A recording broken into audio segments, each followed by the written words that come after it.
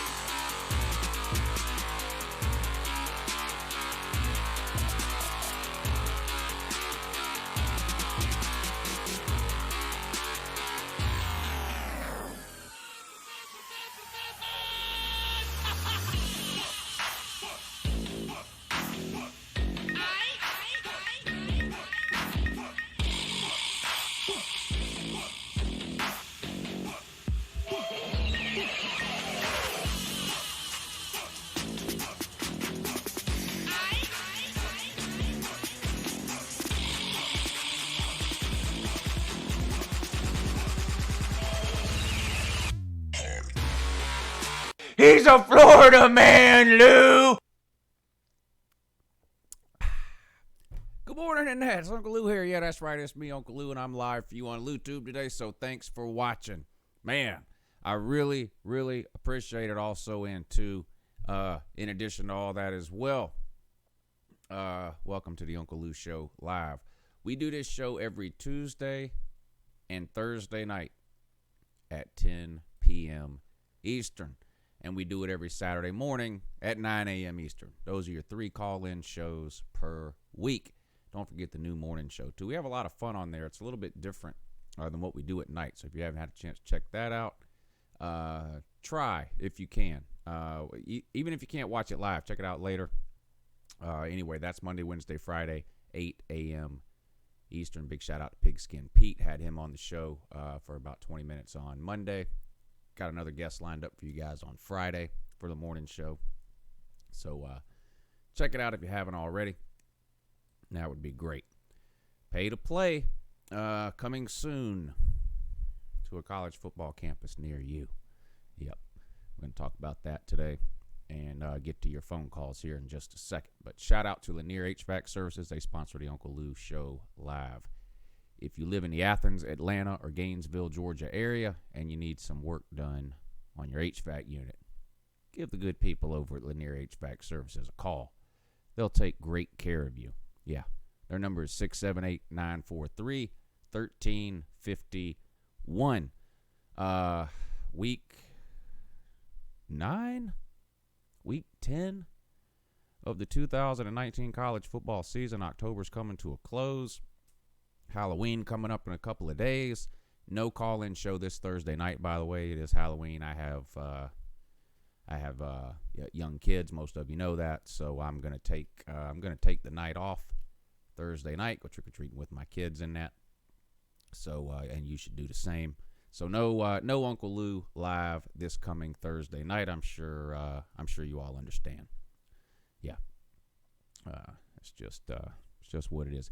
It's pretty good games this weekend. Of course, the big Georgia Florida, top 10 matchup. Basically a SEC East championship game, a playoff elimination game. Really the same sort of situation that we had for this game last year. Each team coming into this game with 1 loss, same as last year. So, both teams' goals still ahead of them, still in front of them. I talked about it in the top 10 video. You can cry, pout, moan, bang on your keyboard all you want about how much you hate Georgia or how much you hate Florida, how you think they're overrated or underrated or whatever you think. It doesn't really matter. If you have any football sense at all, which few of you do, then you know if either Georgia or Florida win out, they're going to be in the college football playoff, period. They don't need anyone else to lose. They don't need any help. All they have to do is handle their own business and win out. Now, you can argue about whether you think that's possible. Obviously, I think the path is easier right now for Florida than it is Georgia. Georgia still has to play, of course, Florida and Auburn and Texas A&M and the Rambling Wreck. Yeah, this is really Florida's last test. Now, the Missouri game could be interesting for Florida just because, well, 2 reasons. Missouri's been kind of an up and down team here lately. Georgia plays Missouri too still, but Georgia's owned to Missouri. Missouri's beat Georgia 1 time since coming into the SEC. Not the case with Florida. Missouri's been up and down this year, and Missouri's absolutely dominated Florida the last couple of years. So revenge on the mind of the Gators in that game. But I still think, sorry about that. I still think overall, if you look past this week where you have Georgia playing Florida schedule I think is a little bit easier past this week than Georgia's is. But in any case, either one of those teams wins out, they're in. There's no denying that. So anyway, pay to play. Of course, the NCAA unanimously voted to begin the process of trying to figure out how to compensate players for their name, image, and likeness, with a time frame for this to start around 2021, which is hilarious because that's the time frame that the states that have passed this law, that's the year that they have mandated for those things to go into effect. My feelings on this are very well known. I'm sort of a I don't know if pessimist is the right word. I'm sort of a cynic, maybe is a better word, by nature. I just feel like no matter what they do to try to regulate this or police it or whatever you want to call it, I just feel like this is the opening of the floodgates. I don't see how once you start down this road that you ever rein it in. Most of us are college football fans and not NFL fans. A lot of us are both. A lot of us feel indifferent about the NFL. Some of us hate the NFL. But you're basically looking at the beginnings of the end of college football as we have known it for the majority of our lifetimes, and the beginning of a semi-professional football league. Just my opinion. There are a lot of misconceptions out there that I've seen on social media today, and I want to clear a few of those up. This is not schools paying the players. That's not what this is. For those people who have been crying that it's not fair that the NCAA and the schools and these television stations make all this money, quote unquote, off the backs of these kids, and you got some even comparing it to slavery. This doesn't do anything to remedy that situation. Nothing. Nothing that the NCAA has done or is planning to do or is trying to put into place for 2021. None of it has anything to do with any of that. Nothing. The schools aren't going to be giving these players a dime more in 2021 than they're giving them now. The TV networks aren't chipping in to pay this or what. This is purely a player's ability to market himself. That's it. A player can sell his autograph now. That sounds great. That sounds fine in theory, okay? But I just want to know, and I'm going to try to keep an open mind until I see the sorts of things they put in place to try to regulate this and all that. But I just want to know what's to keep me or anybody, not me, I don't have the money. What's to keep some rich fat cat, pick any school, to go and pay whatever player that school wants $100,000 for his autograph in return for that player signing with that particular school. What's to stop that? Again, I don't even want to get into whether, obviously, people should, generally speaking, be able to sell their own name. I just want to know what's the plan to stop that kind of stuff from happening. It is or is this just going to be the Wild West? And that's what I'm afraid of.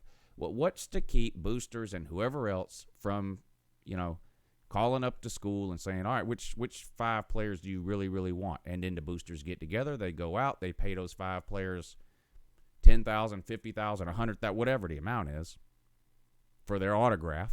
And now, and then they sign at that school. So I'm a cynic. I just look at how strict the NCAA is now, and schools are still constantly finding ways around it. So now that it's just, not against the rules anymore, it's just going to be a free-for-all, in my opinion. So no, it's not the schools paying the players. And if you're one of these people who are of that opinion for the last several years, the whole it's not fair, these players should be paid, blah, blah, blah, I don't understand why those people are happy today, because this doesn't do anything about that. No one is going to be – the walk-ons aren't going to be making any money from this deal. None. The second and third string players are not going to be making any money from this deal. None. The starting long snapper is not making any money from this deal. So to those people who have been beating the drum that college football players deserve to get paid and it's like modern-day slavery, I expect to hear all those people still crying and complaining, because this doesn't do anything for that. Nothing. This new rule means that if you own let's say you own a car dealership in Athens, Georgia, right? You can pay Jake Fromm $50,000 to appear in a commercial for your car dealership now or in 2021. That's what this means. That car dealership doesn't want Solomon Kinley. I'm sorry. I like Solomon Kinley. He's a great offensive lineman. That car dealership does not want Solomon Kinley in his car commercial. He wants Rodrigo Blankenship, DeAndre Swift, Jake Fromm. Who else? Nolan Smith, whatever. You get the idea. So you're going to have 80% of the players getting nothing. And 20% of the players are going to be in car commercials. That's what you're going to get. So, and again, the whole autograph thing, that just, I don't know how they're going to, I don't know how they police that. I don't know how they planning on stopping that. But anyway, that's my 2 cents. Call me. Let me know what you. Again, these are opinions I've expressed for years on here. So most of you probably already know. So that's enough from me. Let's hear what some of you people have to say about it. Good morning, Ncaa. You're on with Uncle Lou. Hello, Uncle Lou. How are you doing this morning, sir? Doing great. How are you? Oh, I'm doing awesome. You know, are we allowed to talk about anything, or we have to talk about that topic? No, talk about whatever you want, buddy. Oh, okay. You know, as a Notre Dame fan, this is kind of a hard weekend to watch for us. I mean, football, it always hurts to lose in a football game. It hurts even worse to lose to your rival and in blowout fashion. I mean, Ian Book, he looked like a squirrel out of nuts. He had no idea. He was hopping around, had no real idea what to do with himself.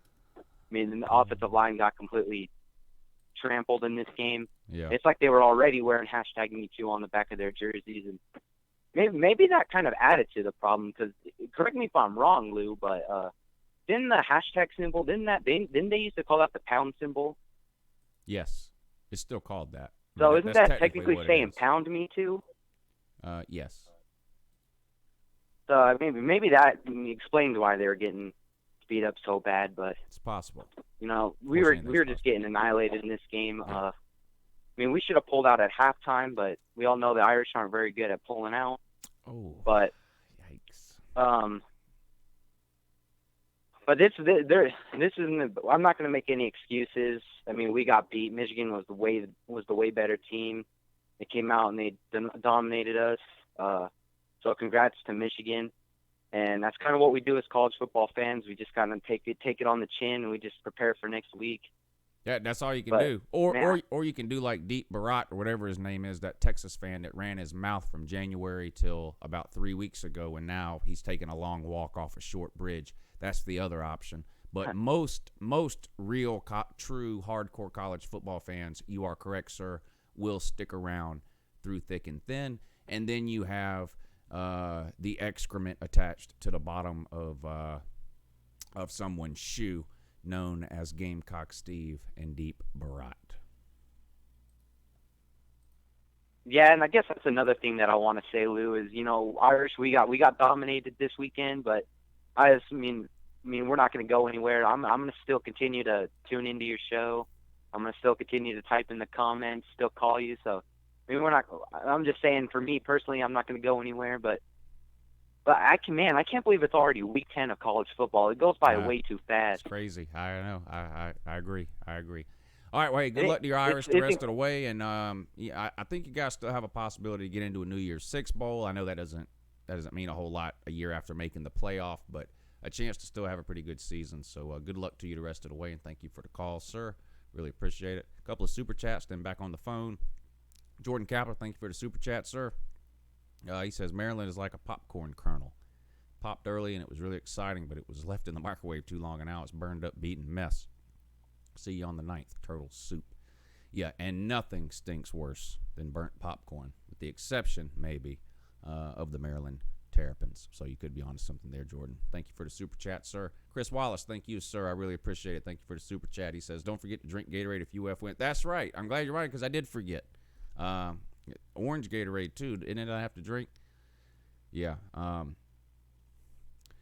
tell you what I'm going to do. I'll just go ahead and tell you, Chris. I don't want to go out Saturday and buy the orange Gatorade I would consider that to be like a bad omen for myself, like expecting us to lose. So I won't do it Saturday. But what I'll do is if Georgia loses, then for the Sunday morning your season is over video, instead of walking around and laughing at the teams that lost out here like I normally do, I will just open up the your season is over video by walking around out here and guzzling a thing of orange Gatorade. I hope that's acceptable to you for our bet. I think it will be. But I'm glad you reminded me about that. And to be honest, you might want to remind me again in a couple of days. I don't have very good memory on account of my CTE and that. Kristen Fields, thank you for the super chat. Terps are my pick as OSU's trip-up game. I don't think Ohio State's having a trip-up game this year the way that they've had it the last couple of years. In other words, I don't think Ohio State's going to lose to a bad team this year. I think if somebody beats Ohio State, it's going to have to be a good team. I don't see them slipping this year to a bad team like has happened the last couple of years with Purdue and Iowa. If Ohio State loses a game, it's going to be to Penn State or the Big Ten title game, something like that. I can't see that happening, although you're not the first person I've heard suggest that, though. So we'll see. We'll see in that. In this.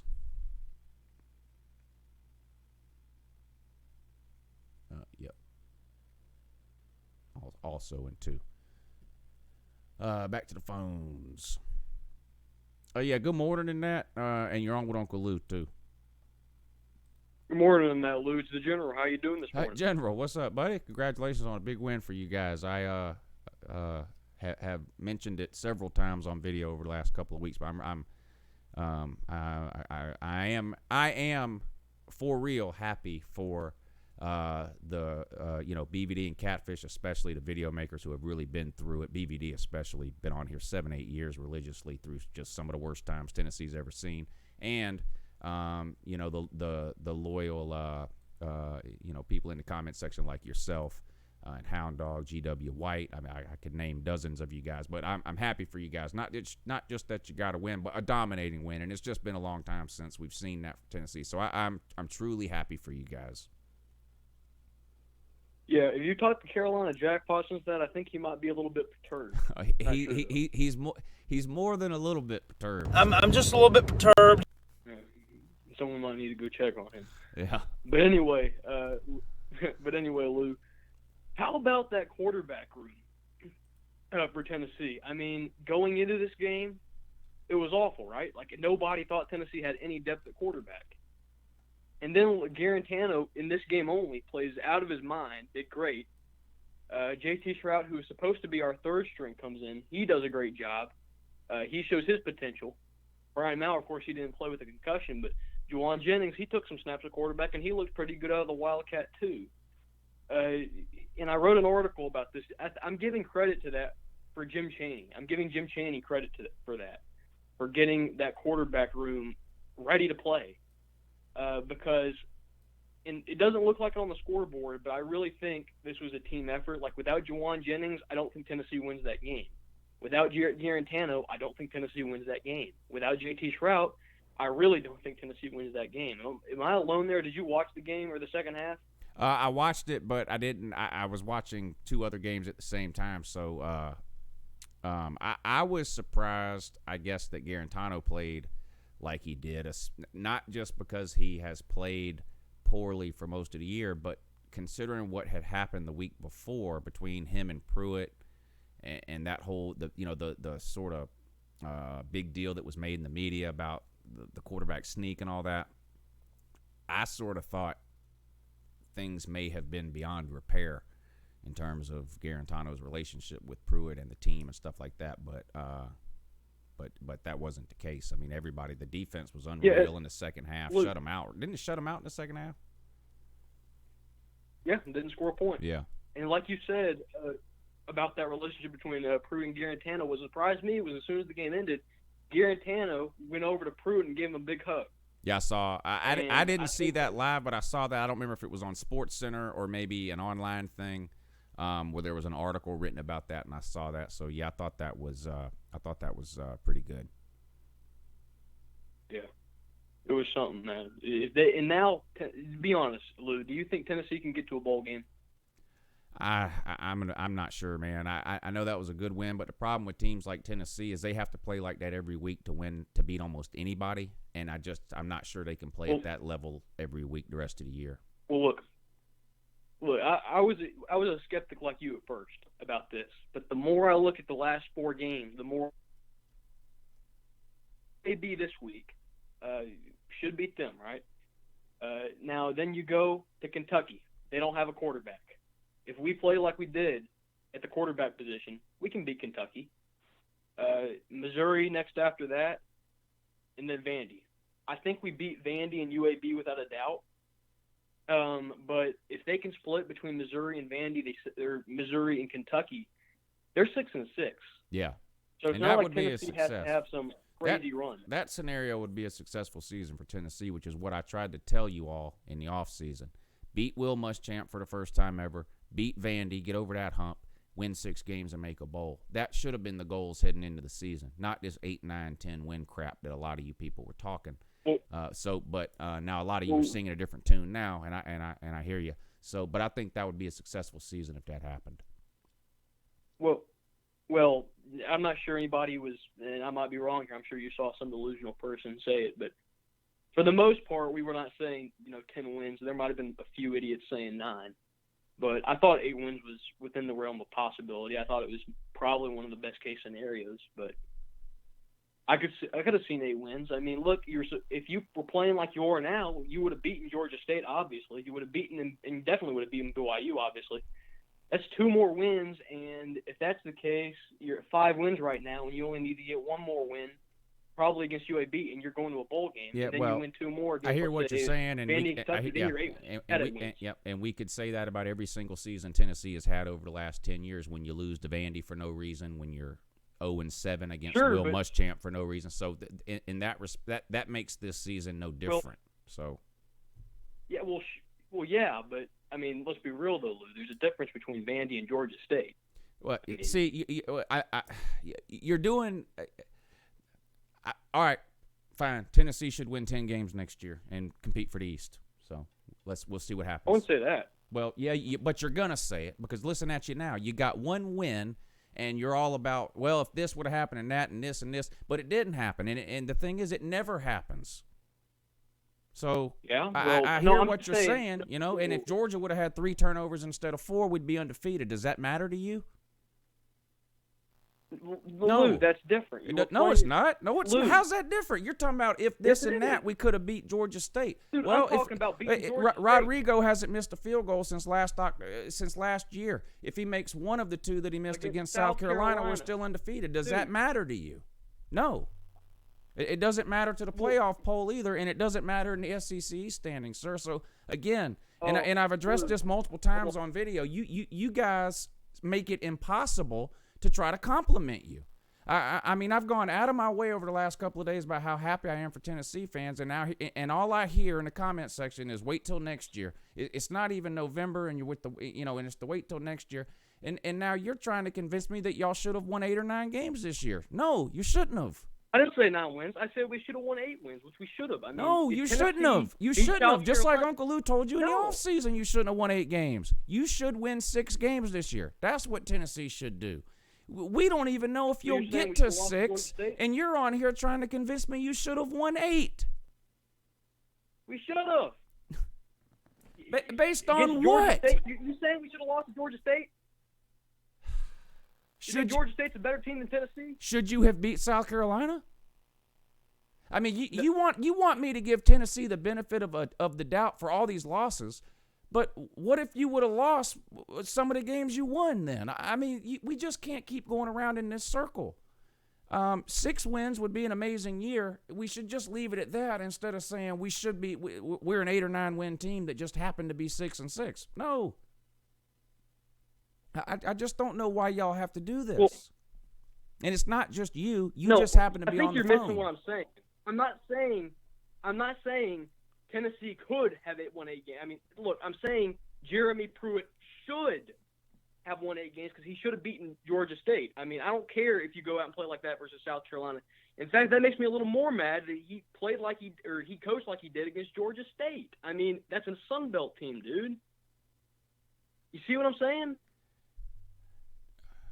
Tennessee should win 8 games every single year, no matter who the coach is, but they don't. Okay? 8 wins would be the second best season you've had in 10 years. I mean, so I mean, I just don't get it. I just don't. I just don't get it. Look, I'm not doing this because what I'm saying is, and I get what you're saying. I get what you're saying completely. Like, you can't say Tennessee should have beat this team because then they could have lost to this team. I get where you're coming from there. I really do. But it's a little bit different when you're playing a Sun Belt team. It's Georgia State. Georgia State. Listen, sir, the calendar is fixing to turn to November. Tennessee has 3 wins, and you're on the phone with me trying to explain to me how Tennessee could have been an 8-win team this year. It just doesn't work that way. Yeah. No. They could have been. No. There are some 8-win teams that could have been a 9-win team. There are some 5-win teams that could have been a 6-win team. There are no 3-win teams that could have been a 9 or 8 or 9-win team. Those don't exist. Lou, I'm not making that argument. All I'm saying is, if you were good enough to win 8 or 9 games, you wouldn't have lost to Georgia State, and we wouldn't even have to be talking about. I mean, just let that sink in that we're sitting here in November having a conversation about how you could have beat Georgia State. Look, Tennessee beats Georgia State, and I think I understand what you're thinking I'm saying now. I'm not getting on here and saying that Tennessee should have won 8 games. I'm saying the potential of the season and the success of the season could have been even more if they would have beaten Georgia State like they were supposed to. And I get what you're saying, like South Carolina, no. Then you would have lost. I get what you're saying. I do. But I mean, if Philip Fulmer would have beat Wyoming in 2007, then you never would have hired Derek Dooley in 2009. But, I mean, that just doesn't matter. I'm saying this team had the potential to win 8 games. No, it did not. They didn't. No, that is on them. No, it didn't. This team wasn't an 8-win team in August. It wasn't an 8-win team in September. It wasn't an 8-win team in October. It's not going to be an 8-win team in November. This is not an 8-win team. So if they went out, all right.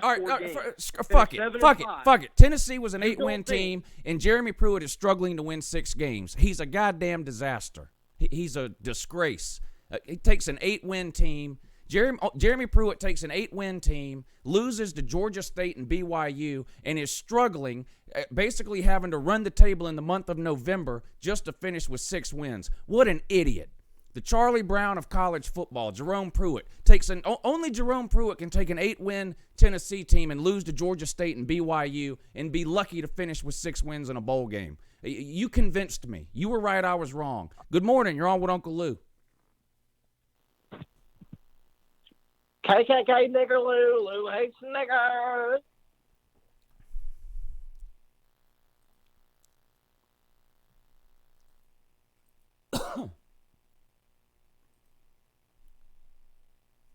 Good morning, Ncaa. Hello? Yeah. Hey, I had a question for you. What do you think if, LSU beats Alabama and then wins out, and Georgia wins, Florida this weekend and then wins out? What do they do if they have a 1-loss LSU, a 1-loss Bama, and then Georgia 1 loss? I mean, it seems like all the ESPN people would be like, they hate on Georgia. Out of the 3, they probably look at Georgia as the one they like the least. But they're the ones who won the East and the championship. If all 3 of those teams finish with 1 loss, that means Georgia won the SEC championship and Georgia would be in, period. Right. So what do you do with those other teams? Do you put them in, or I mean, Well, it's going to depend what I happens don't care if everywhere there's else. one So or we three have teams to, in that are SEC. we have to ask compared to who. So in this scenario, I'm assuming that you're assuming Clemson and Ohio State also get in. Right. Okay, so Are in the discussion, like Clemson's going to win out, right. is what I'm assuming. Ohio State is probably going to win out, or they may have one loss in a championship. Well, they're going to win out. So in that scenario, Georgia would be in, Ohio State would be in, Clemson would be in. So you're asking, would the committee put in a one-loss SEC West team that didn't win the conference versus a one-loss Oklahoma who did, or a one-loss Oregon who did? I think it would be close. I don't know which way they would go. It would be. I think they would probably put the one-loss SEC West team in over both. First of all, Oregon would be out, even if they go with the one, because they would have lost in your scenario to the third best team in the SEC West, Auburn. And so it would come down to the one-loss West team versus Oklahoma. I'm not sure what they would do there. I guess my question is, okay, they would have to fill that spot, but who do you think they pick? Because you got LSU with like a better record, because, they have – Alabama hasn't played anybody. I mean, they'll play Auburn and they'll play LSU, but LSU has those wins, and then they have the one loss at Bama, and then Bama has a loss at the SEC championship, let's say. Yeah. So do you think they pick Bama to go right back into it, or do you think they would pick LSU? I don't think they will ever put the loser of a conference championship game in the playoffs, period. Yeah. End of story. Me too. That's the only reason that Bama I think they look at that as a play-in game. So I don't think anybody that loses a conference championship game would ever get in. So in terms of LSU versus Oklahoma, in your scenario where LSU loses to Alabama in the regular season, I think it would depend on the score of that game. And I think I don't really know which way they would end up coming down on that. That would be weird, though, wouldn't it? I mean, because then you'd have Baylor fans would be mad if they had the one loss. Baylor? Bama, Alabama. They would be pretty mad because, I mean, you'd have to pick LSU. They'll just have to get mad. I mean, they just have to be mad about it. I mean, I don't think it's anything against Bama. I don't think any team. If Clemson goes 12-0 and loses the ACC title game, I don't think they're getting in. If Bama goes 12-0 and loses the SEC title game, I don't think they're getting in. I don't think anybody would get in losing a conference championship game unless you had a bunch of two-loss conference champions, but we're not going to have that this year. We're going to have probably a one-loss Pac-12, a one-loss Big 12, and an undefeated Big 10. It would be my guess. So, there's a lot of different scenarios based off of, like the score. I think the score of the LSU-Alabama game would be very important. If LSU loses 29-0 like they did last year, they're not getting in. If they lose by 7 points on the road at Alabama and they're sitting there at the end of the year with one loss and you're comparing LSU to Oklahoma, I think LSU probably gets in over Oklahoma. Okay. Yeah, that answers my question. Oh, one other thing. It is just a thunderstorm, I think, tomorrow afternoon, so just think about that when you're going out with your kids. I think it's supposed to clear up a little bit in the evening, but it might be kind of messy out there tomorrow or on Thursday. Okay, I'll keep an eye on the weather. Thank you for the. So bring I don't know, an umbrella or something. Will do. Thank you for the. All right, man. Have a good night. Thank you for the advice. Yes, sir. Appreciate you calling in that. Super chats. Comic dude, thank you, sir. Sad I can't call in after a victory. Let's go streaking against Illinois. Time to start winning out. You think Rutgers is going to win out? I don't know about that. Congrats on a win, though. Colton, thank you for the super chat, sir. Really appreciate it. He says, not a fan of the pay-to-play. Easily can be taken advantage of with what you stated earlier. It doesn't matter what teams had a great player or swayed to go not to great teams because someone is tired of their losing team. It's the law of unintended consequences, right? And that's the issue I have. Number one, none of us trust the NCAA, do we? We talk about this all the time. They're inept. So we're relying on the NCAA to come up with a set of rules and regulations covering this name, image, and likeness deal, right? You're relying on them to come up with a way to effectively police that, which I don't think they're going to be able to do it, even on the things they can foresee coming up. But then there's the law of unintended consequences. Once this starts, there's going to be a bunch of things that start happening that people didn't even think of ahead of time, and then they're going to have to react to that. And I don't think any of us trust the NCAA to handle that very well. Thank you for the super chat, sir. Chris Wallace, thank you for the super chat. Mix orange and blue, it's suicide. Man of your word.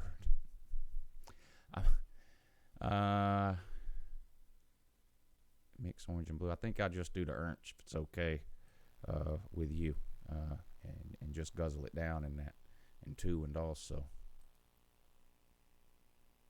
Yeah, good morning in that. You're on with Uncle Lou. Good morning, Lou. Juan, big dog fan. As you know, we got that big Florida Georgia game coming up this Saturday. It's true. And you know, I try to be reasonable about it. You know, give Florida, you know, their respect, right? You know, I've seen Georgia play, I've seen Florida play, so you know, I kind of take that into account when looking at this game, right? But man, is it hard to be reasonable when these Florida players, man, and I think it comes from the coaching staff, but they are just too cocky when they haven't even achieved anything for years now. You know, I don't know if you've seen the articles, but you know, these Florida players are just, you know, they're basically, you know, saying that Georgia players aren't anything special. DeAndre Swift is average at best. You know, I don't know if you've heard of that. But, they tried this last year too, and they're going to have similar results this year. Right. They same thing last year. I forget which player it was last year. I think one of them said something about I think it was Gardner, Jake Fromm, right? or yeah, About the Fromm. yeah, and that was probably the best game Fromm's ever played was last year's Florida game. So that was hilarious to watch. And the result will be the same this year. I mean, it's monkey see, monkey do down there in Gainesville. You know, Dan Mullen, all this guy can do is talk. You know, he spends half his free time talking about Georgia every offseason just to go out and get humiliated by Georgia. I mean, how bad? First of all, Georgia has beat Florida the last 2 years, 70-something to 20? Georgia has beat Dan Mullen the last 2 years, even worse than that. So, do I think Georgia wins by 20 like they did last year? Probably not. I think they, probably closer to 7 to 10 points. But don't get it twisted. Georgia will win this game. no, I have no doubt about that. You know, good. it's just frustrating. You know, they just never learn. You know. No, they're gluttons for they just punishment keep is on. what they are. Yep. Yeah, I just wanted to see if you heard about that. And what was your thought on that? You know, given that Florida's probably the one that opens their mouth the most. You know. Yeah, no doubt. Probably than any other that's all they team can do. in college football. Yeah, that's all they can do. Listen, they beat Kentucky this year. It's already a successful season. So, I don't know what else they want. I guess they're itching to hang another SEC East banner in their stadium like they did in 2015 and 2016. I don't know. I mean, that's the epitome. That's the ceiling. That's the mountaintop for modern-day Florida Gator football.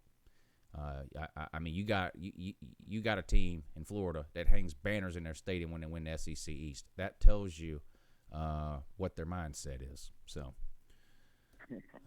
Yep. Also, question: do you think Georgia is going to finally, get their offense together? I think Georgia's offense will play like it did the first 5 or 6 weeks of the season instead of like it did the last 2 games. I mean, Georgia averages more points per game than Florida. They average more yards per game than Florida. They give up less yards per game than Florida, and they give up less points per game than Florida. And I don't see any of those things changing this weekend. Georgia will have more yards. Georgia will have more points. Now I know you've been hard on the Dogs lately, and reasonably so right, with how poorly the offense has been playing. Who do you give the edge at quarterback for? Georgia or Florida? Florida. Yeah. All right. I think that's probably the only edge they have, right? Well, maybe defensive line. Defensive line, yeah, defensive line for sure. Yeah. Yeah. Yeah. All right, Lou. Well, that's pretty much it. Have a good morning and take care. Yeah, thanks for the call, sir. And go Dogs and that, and also and two in addition to that as well. Good morning. You're on with Uncle Lou.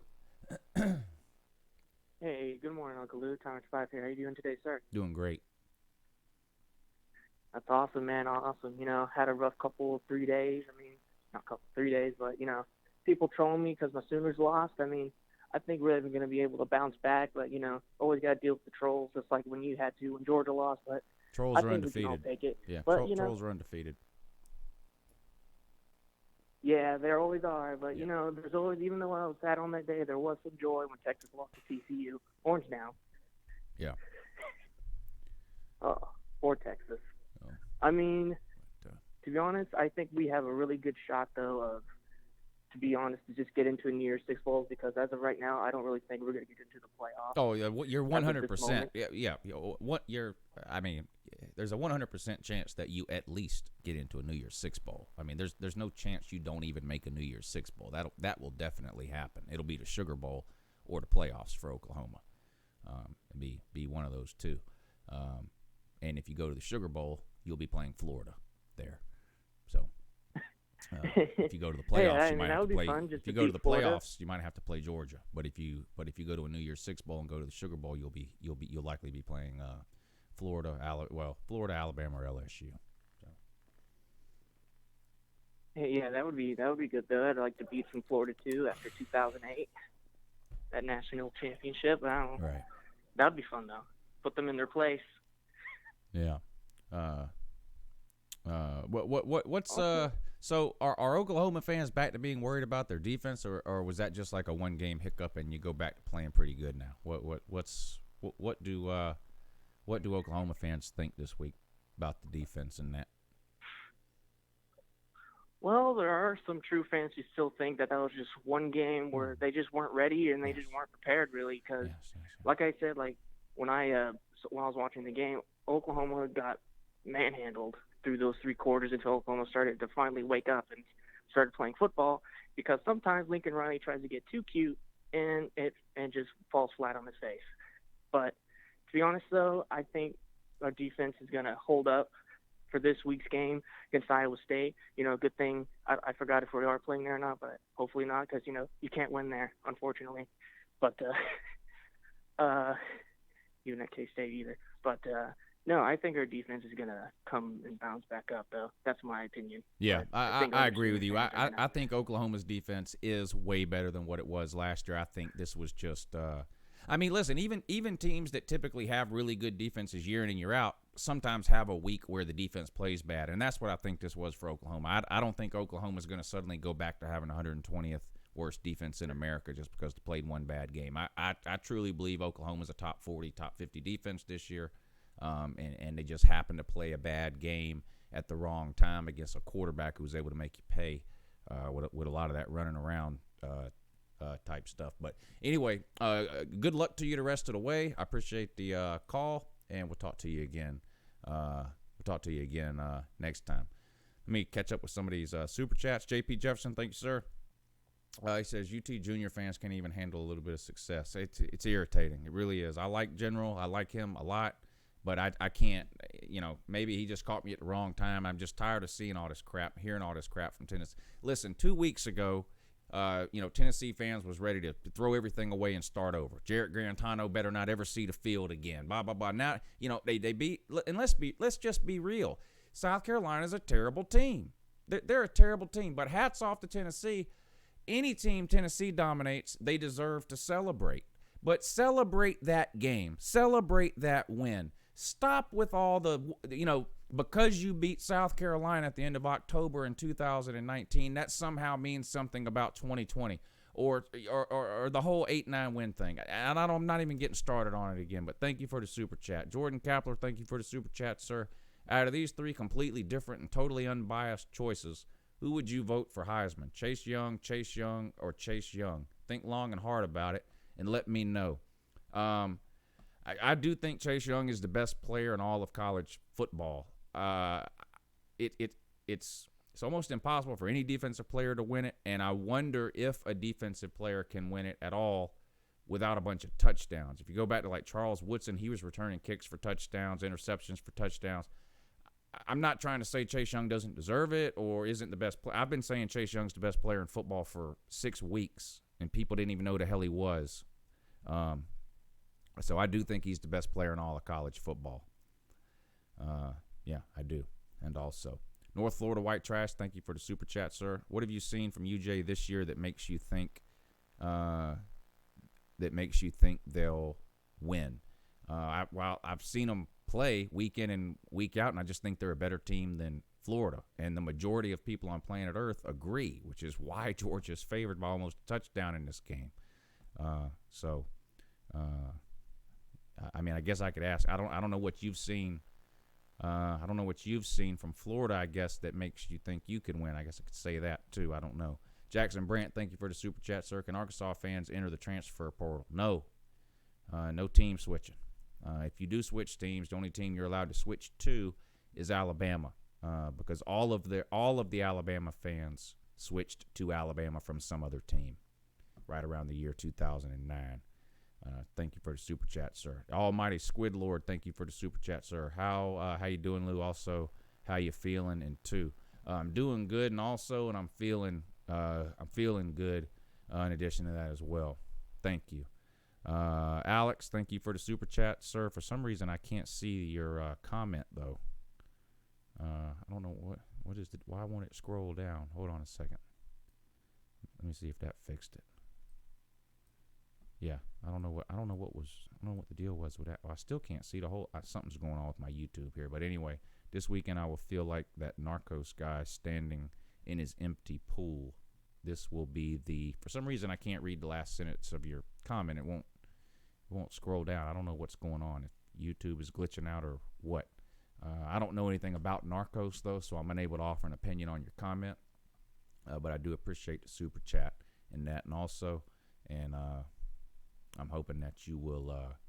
I'm hoping that you'll keep up the good work, and something tells me that you will. So, thank you. Oh, now I see it.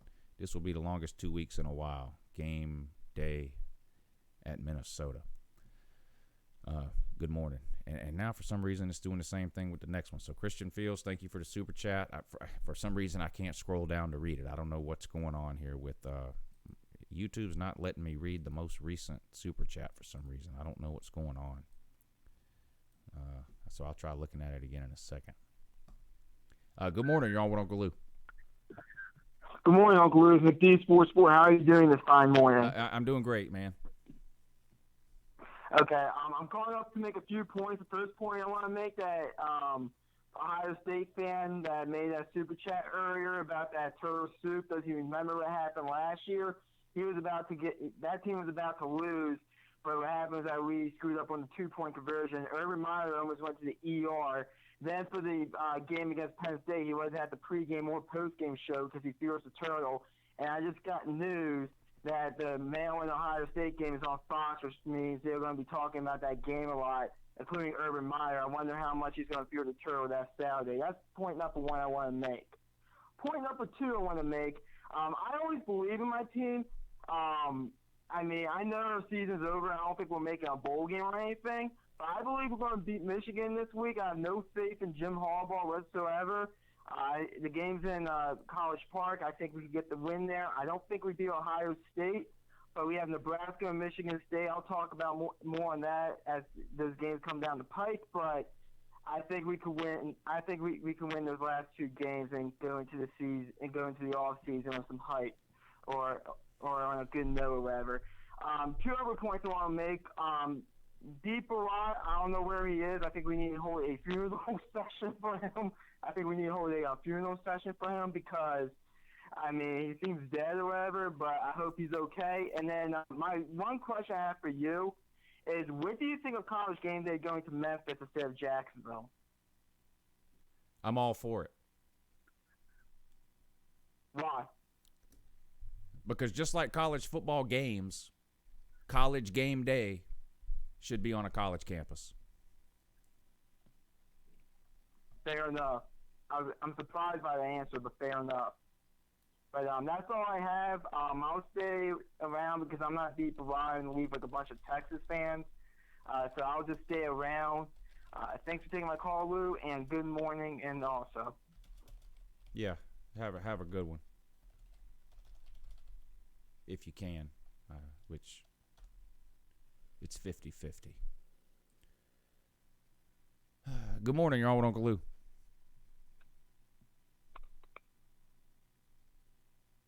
Hello? Yeah, go.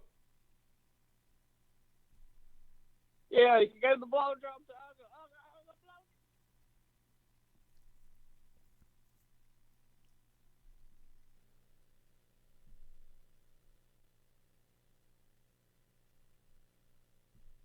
You think he's still talking? Let's see. Did you give up? Yeah, he's still going. He doesn't know he's muted. He has no idea he's muted. Oh, now he hung up. All right. Christian Fields, for those saying LSU beats Bama, LSU has been dominated 8 years in a row. What's really changed? You haven't been watching much football, Christian Fields, if you have to ask what's changed about LSU. I'm not saying they'll win the game, but you haven't been paying very close attention to college football if you don't know what's changed about LSU. So I have a feeling that comment it might be a little bit facetious.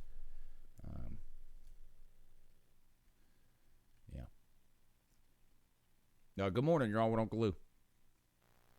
Good morning. Yeah, good morning. How you doing, Lou? Thanks for taking my call, man. Been a while since we spoke. This is Matt from Pennsylvania by way of Valdosta, Georgia. Oh, yeah. And first, before I get into anything, I just want to say thank you. The very first time I called in, I didn't watch the video afterwards. At my friend's behest, my friend who turned me on to your show, he said, man, you need to go watch that video. And I did, and you gave me the 5-star caller button. So I just wanted to give you a thank you for that. Yeah, no problem, sir. Also, I want to say we're big fans of what you do. Thank you. Keep it up. And I'm a big fan of Dog Nation, the site. But I actually think we like listening to you better because you're not a cheerleader like Brandon Adams. You seem to call it like you see it. So, again, thanks for that. Yeah. Now on to business. Am I the only one who's nervous about this game with Florida Saturday? No.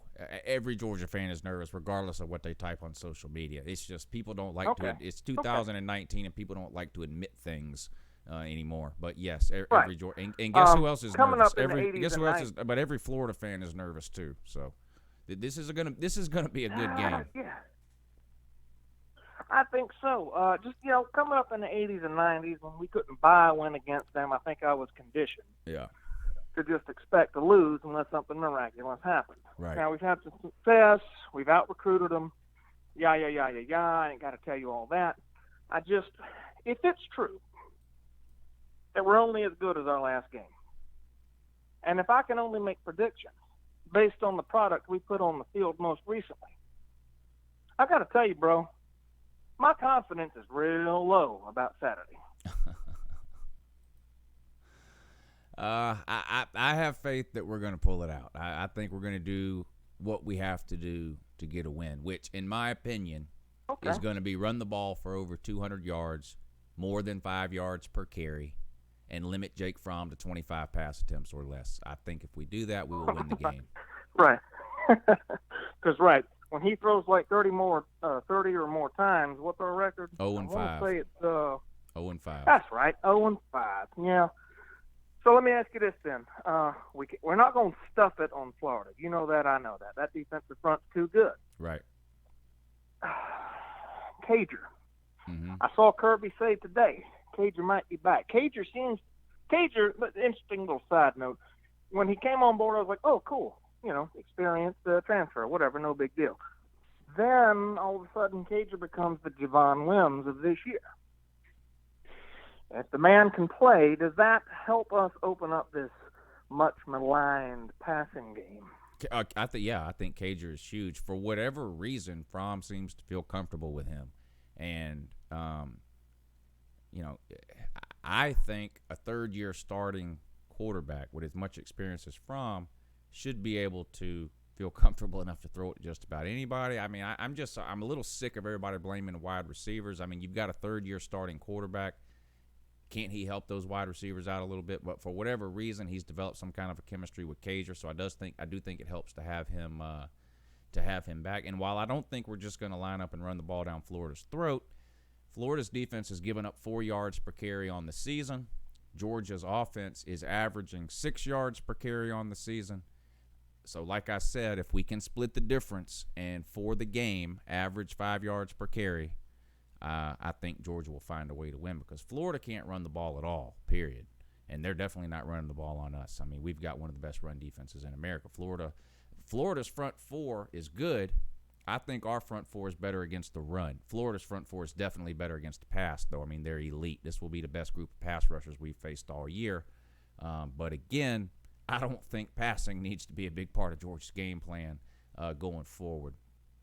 We better just figure out a way how to run the ball and get a few critical first downs through the air maybe, a few passes on first down here and there maybe. But I think Georgia will find a way to win this game. And what do you agree with Vegas? It'll be by less than a touchdown, maybe a touchdown, or you think we're going to the stars will align? No, I think this will be close. I don't think this will be a blowout like it has the last 2 years.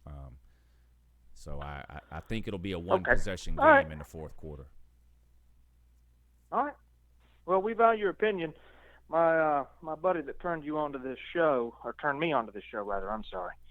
He's also from South Georgia, and we both now live up here in Yankee country and Penn State Nittany Lion country, and boy, did we have to hear it the last month. Yeah, they're on a roll. Based on what we put on the field. Yeah. However, now I want to get to a sensitive subject. I don't want to hold you up too long. But now, this is a sensitive subject, and I value your opinion, so I want to get it while I got you. Is Jake Fromm terrible? No. Okay, good. Because we've both seen him play brilliantly with James Coley as his position coach. So my question, in your opinion, what is it that we need to do to get back to that? Back to what? Jake Fromm playing brilliantly, which we have seen. That guy's won some big games. He had help, of course, but I was on the. I don't think Jake Fromm is terrible, but I don't think he's ever won a game for UGA ever. Okay. I think there's a lot of games that he hasn't lost, but he's not a game-changing, playmaking quarterback. I mean, he's just not. That's where I was going. Jake Fromm's not a playmaker. Right. How many plays has Jake Fromm extended when we were against the ropes? Not very many. I mean, he had a chance to win the game in the second half against Alabama. All he needed was 8 yards, and he slid 2 yards short of the first down. So, the guy doesn't run all year long. He finally takes off in the second half against Alabama when a first down would have sealed the game. And instead of putting his shoulder down and getting a first down like any other man in America would have done in that situation, he baseball slid 2 yards short, and that pissed me off. Oh, he's a baseball player. Well, he's yes, a baseball he is. player. You know that as well as I. He hit a home run in the Little League World Series. Right. I don't know if you ever knew that or not, but he did. So I did. Yeah. I actually watched that. Didn't know who he was at the time. All right, here it comes. I've either gotten praise for saying this or people have wanted to run me out of my own house. So I'm going to say it on your show. All right. Here we go. We are going to rue the day we lost Justin Fields. Oh. Say it again for the people in the back, for the mentally retarded that are still All denying right. it. I'm going to say it real loud because I'm, not to toot my own horn, but I used to do Shakespeare. So let me say this real loud for those guys beating off to the fact that we got a baseball player. We are going to rue the day we lost Justin Fields. Yeah. Now ask me how I know this. How do you know this? You have eyes and they work? Well, the people who make their living and are paid copious amounts of money to be experts about college football and recruiting have all consensusly agreed that Justin Fields is a generational talent. Right. He ain't going to come around again. Now he's gone. How many touchdowns does he have so far this year? 33. More than, Jake Fromm, I believe. He's got 33. Yeah, He's got 33. Yeah. It's not even November. Fromm has never had more than 30 in a year. in an entire season. But Lou. And Fromm currently has But 9. Lou. Fromm currently has 9 touchdowns on the season. Fields has 33. I hear what you're saying, and I'm not trying to come down on Fromm. I'm just trying to put it in perspective for fans who might be confused. Right. But Lou, he can't read defense. He Yeah. seems to be reading defense pretty damn well at Ohio State. Why couldn't he do it at Georgia? Yeah, I got Is more. that I got, all our fault? I believe it is. I got more good news for you too, because guess what the latest rumor is about DeJuan Mathis? You guessed it. What's that? You guessed it. Can't read defenses. So, get ready to go through this again next year. But anyway, hey, thank you for the call. I'm going to have to let you go. I got to wrap this up. A couple more phone calls here, and then we got to end the show. And 865, you're going to be next, and then 904, and then that's going to be it. So I'm going to have to drop a couple of you others. I'm just out of time. Good morning. Yeah, Lou, it's Squidtard here. About to go into rage mode about these Tennessee fans, some of these Tennessee fans. Yeah, good morning. All right. Yep, go ahead. Yeah, so you got these Tennessee fans talking about how we should have beaten Georgia State and BYU. Well, guess what? We didn't. We lost. Stop talking about Georgia State and BYU and how we should have beaten them, because guess what? We didn't beat them.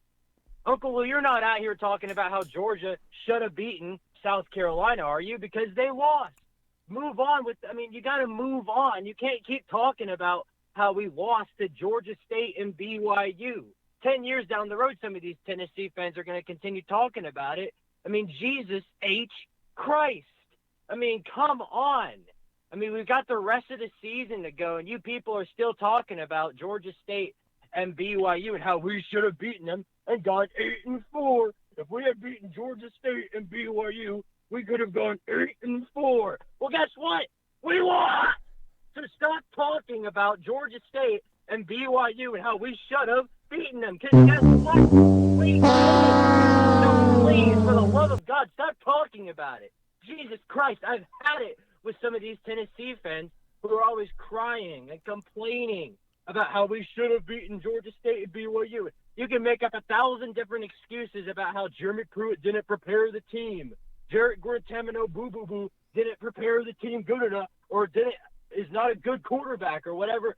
You can create a whole bunch of different excuses about that game, but the reality of the situation is we lost. Georgia State came into Neyland Stadium, took our lunch money, kicked our ass, and came out with $950,000. Shut the hell up about, we should have beaten Georgia State, because you didn't. Tennessee didn't beat Georgia State. So stop talking about it. My God. That's my little rant for you, Lou. I've about had it with some of these Tennessee fans who just constantly complain and bitch and moan about Georgia State and the loss to Georgia State and BYU. I didn't expect this team to go out and go 8-4 and 9-3 like some of these delusional Tennessee fans thought we'd go. Because guess what? I'm a smart person. I know that Tennessee, the ceiling for Tennessee was probably maybe 8 or 7 wins. That was it. Because this is a team that's slowly progressing upwards. Not a team that's just going to jump from 5 to 8 or 9 wins. That's not how it is. And Jeremy Pruitt's a second-year head coach. So the fact that some of these Tennessee fans are out here expecting us to go 8-4, 9-3 is absolutely delusional. And the fact that you people are still complaining about the Georgia State and BYU loss tells me everything that I need to know, that you're just as delusional as some of you were 10 years ago or 5 years ago, wherever you want to call it, where you people thought we were going to go to the national championship game or the playoffs back in 15 and 16. Guess what? That didn't happen. And some of you are still talking about that. The reality is we didn't go to the playoffs. We didn't go win the East or go to the SEC championship. We lost to South Carolina and Vandy in 2016. And some of you are still talking about that. Shut the hell up. The future, we got to keep talking about the past. My God, I got a huge voice crack there, but you people continue to talk about the past. Good Lord. Talk about the future for once and where this team is progressing. I know it isn't much, but the fact is we are a progressing team. shut the hell up about Georgia State and BYU. The fact is, we lost. Move on. There's my You rant listen for what Lou. the general tell you now. Subscribe to Squidtard for more quality content. Thank you, sir. Appreciate the call. Best call of the day. And it's not even close. 5-star caller. All right, 516. You're gonna have to call in next time. This is gonna be the last call coming up here, 904. Good morning, Ncaa. You're on with Uncle Lou. Man, dude. Hey, good morning, Lou. How you doing? It's North Florida White Trash. Yes, it is. I got a little bit of a hot take for you. All right. I think that Florida's going to win this game by 10 points or more. And I can elaborate if you want me to. It's up to you. Doesn't make a difference to me. Well, the reason I say that is because, for one, now, it's all if. But as of right now, Bernard and Ncaa are supposed to be back. So if they play the whole game, that's huge for Florida. They played a whole. Did they play the whole Miami game? Yeah, we got 10 sacks. Okay. And what was the score? Our defense wasn't the problem in that game. It was how sloppy we played on offense. And yeah, we had some missed tackles that gave them opportunities, but we should have pulled away. Yeah.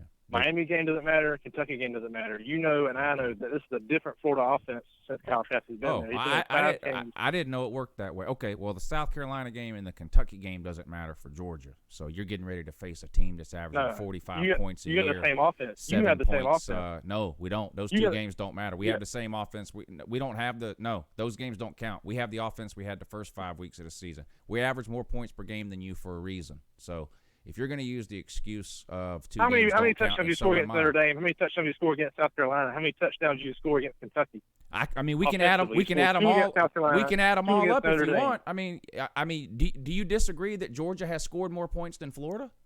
I mean, I don't disagree. Did you just start watching football yesterday? 2 touchdowns against Notre Dame. Who's given up less points? Who's given up less points, Georgia or Florida this season? Who's given up less points?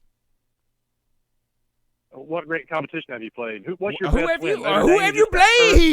Who have you played? Who has Florida even played? I'm just saying that. No, you said who had they played? I said, what great competition have you played? Yeah, well, who have you played? Your best win is Notre Dame. Well, who have you? Win is Notre Dame. But who have you played? Who is your best win? So your best win is Auburn? Auburn, yeah. Same record. I think it's a better looking win than Notre Dame. Same record as Notre Dame? Who's ranked higher? Who's ranked higher? I don't know. I haven't looked at the poll. Maybe Notre Dame. I believe you that you have. Notre Dame didn't go. Well, who is? Notre Dame didn't go toe to toe with the number one country in the nation. Notre Dame got blown out by Michigan. Yeah. But who has Michigan played? A couple good teams, I think, but we're getting off track. But who has Florida played? What I was saying was, is I know, and everybody listening knows what Georgia's offense is going to do when they come out. Their game plan is to run the ball until the fourth quarter to wear us out. They can't do that if Florida gets them stopped 2 or 3 times and we get up 10 points. Take their whole game plan away. We're going to play press man against your guys. We're going to have one safety. We're going to put 7 guys in the box and force you to throw it. You did that last year. You did that last year. And it was a 6-point game, 11 minutes left in the game, but we turned the ball over 3 times. Now, if we do that again this year, we'll lose. Of course. You can't predict turnovers. So I'm not going in the game saying Florida's going to have 3 turnovers. Okay. If we didn't have 3 turnovers last year, we could have easily beat you with a sorrier team than we had this year with a sorrier quarterback. More good news for me then. More good news for me. How many turnovers Georgia have against South Carolina? 4. Oh man, if you know what would have happened that every game. You would have won, but you didn't. You can't count that every game. You can't predict turnovers. But you're doing it, right? What am I doing? You said Florida would have won if not for the turnovers. No, I said you can't predict turnovers. You can't say, I didn't say Florida. I said Florida could have won easily. Not the turnovers. Tennessee. Hey, did you know that Tennessee? Did you know that Tennessee could have beat Georgia State? They could have. Yeah. I'm just saying, Georgia didn't dominate Florida last year. We had a starrier team. Y'all had a better team. You lost by 20. You lost by 3 touchdowns, sir. I don't care what excuse you use. Is Florida in the moral business victory these days? Oh, we lost by 20, but we were only down 6 at some point in the game, though. This is the kind of mindset. We beat the hell out of you, sir. We beat you by, what have we beat you by? 60 points over the last 2 seasons, 20 points last year, 40 points the year before, whatever it was. I mean, come on. When you play this is the type of mindset. This is the type of mindset that a 20-point loss, and you're somehow saying, but 6 points this or that. This is the type of mindset that leads a team to hang SEC East banners in their stadium, sir. I don't want no SEC East. It doesn't matter what you want. I'm just saying, Florida wanted them, so they hung them up in their stadium. I'm just saying that I'm not pulling out a moral victory or anything. I'm just saying that last year, Dan Mullen's first year with us, we kept it close with a very good Georgia team. You're not as good as you were last year, and we're better than we were last year. We're set up pretty well to beat y'all. You have the exact same. We both have the exact same record we had at this point last year, and the result on this Saturday is going to be exactly the same. I heard everything you're telling me right now is everything I heard last year on Tuesday before the game. Everything. Fromm can't throw the ball. We're going to stack the box. You won't be able to run it. We're going to make Fromm beat us. What happened? Fromm came out and beat you. Fromm's a game manager. The best game he ever had was against you. How bad does that make you feel? You made Fromm look like an elite quarterback last year. Man, you know how hard that is to do? You know how hard that is to do? I don't know if it was his best game. He played pretty good against Alabama in both championships. But, I mean, in one half he did. In the first half he did. But he dominated you for both halves. I mean, I can make excuses if you want me to. I can say we had C.J. Henderson out last year. You already made excuses about turnovers and whatnot, sir. So, you can make additional excuses if you want. Part of the game. You can't predict them. I mean, you're trying to say that the score with 10 minutes to go in the game somehow is more important than the score at the end of the game. You keep going on and on about only being down 6 points at some point in the fourth quarter or third quarter, whatever it was you were saying. That's all you keep saying over and over again. But good luck to the Gators, though. God knows they'll need it. 12 years without being able to win the conference is a long, long time. It's bound to happen again at some point, but everyone knows it won't be this year. So, you could beat Georgia 100-0. You're still hanging an SEC East banner in your stadium at the end of the year, and that's it. So, I mean, we just know that. Everyone knows that. Yeah, of course they do. They obviously do. Y'all work my damn nerves today. I'm glad there ain't no show on Thursday. Y'all got it all out today, though, didn't you? Yeah, you did. I guess Saturday morning ought to be interesting, I guess. I don't know. Kristen Fields, thank you for the super chat. In different offensive line, Bama's been carrying this conference for 11 years, so what's changed other than the color of the We Want Bama signs? Bama's been carrying this conference for 11-plus years, so what's changed? Every comment you make makes less sense than the one before, so I can't make heads or tails of that. Find something else to do.